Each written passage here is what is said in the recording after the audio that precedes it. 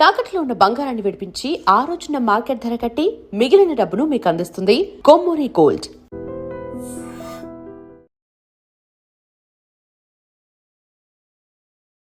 ఐపీఎల్లో Kolkata night riders entry చాలా గ్రాండ్గా స్టార్ట్ అయింది.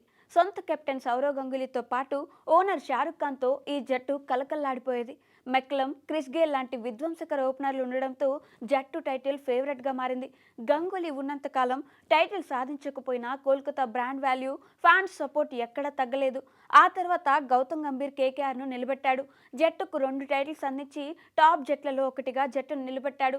గంభీర్ ఐపీఎల్ నుంచి రిటైర్మెంట్ ప్రకటించిన తర్వాత కేకేఆర్ జట్టు ప్రదర్శన కొన్ని సీజన్ల పాటు బాగా తగ్గినా వెంటనే కంబ్యాక్ ఇచ్చి 2024లో టైటిల్ గెలిచింది.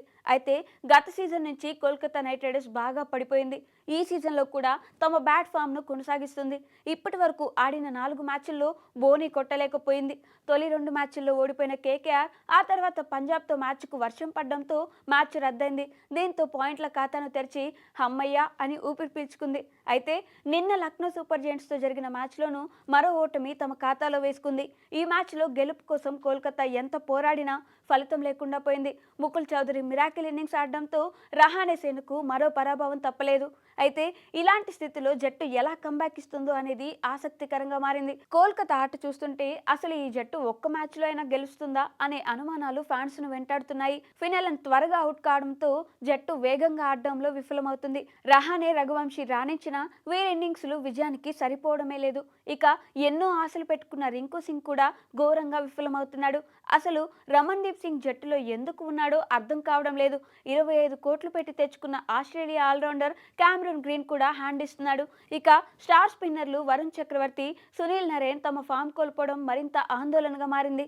యంగ్ ఫాస్ట్ బౌలర్లు కార్తిక్ త్యాగి, వైభవ్ అరోరా, నవదీప్ సైని ధారాళంగా పరుగులు ఇచ్చేస్తున్నారు. ఇలా జట్టులో ఒక్కరు కూడా మ్యాచ్ విన్నర్లు లేకపోవడంతో ఈ సీజన్లో కోల్కతా జట్టు ప్రస్తుతం దిక్కుతోచని స్థితిలో నిలిచింది. ఈ లీగ్లో ఇంకా 10 మ్యాచ్ల్లో ఎలా ఆడుతుందో ఊహించుకుంటేనే ఆ జట్టు ఫ్యాన్స్కు కష్టంగా ఉంది. ఇక సొంత మైదానంలో తమ ఆటతో ఫ్యాన్స్కు బాగా అప్సెట్ చేస్తున్నారు. ఈడెన్ గార్డెన్స్లో మ్యాచ్ అంటే కలకల్లాడిపోయే రోజుల నుంచి ఇప్పుడు స్టేడియానికి రావడానికి కూడా ఎవరు ఆసక్తి చూపించట్లేదు. నిన్న లక్నోతో జరిగిన మ్యాచ్లో స్టేడియం దాదాపుగా ఖాళీ అయింది. వచ్చిన కొంతమంది ఫ్యాన్స్ కూడా కేకేఆర్ పర్ఫార్మెన్స్తో తీవ్ర నిరాశకు గురయ్యారు. ఐపీఎల్ సమయంలో కేకేఆర్ మ్యాచ్ ఆడుతున్నప్పుడు ఇలా ఎప్పుడూ లేదు. కోల్కతా గతంలో కూడా విఫలమైనప్పటికీ ఫ్యాన్స్ ఆదరిస్తూ వచ్చారు.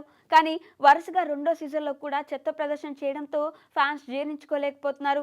చూస్తూ ఉంటే కేకేఆర్ జట్టు పతనం దిశగా అడుగులేస్తున్నట్టు కనిపిస్తుంది. అదే జరిగితే రానున్న ఐపీఎల్ ఆక్షన్లో భారీ మార్పులు జరిగే అవకాశాలు కనిపిస్తున్నాయి.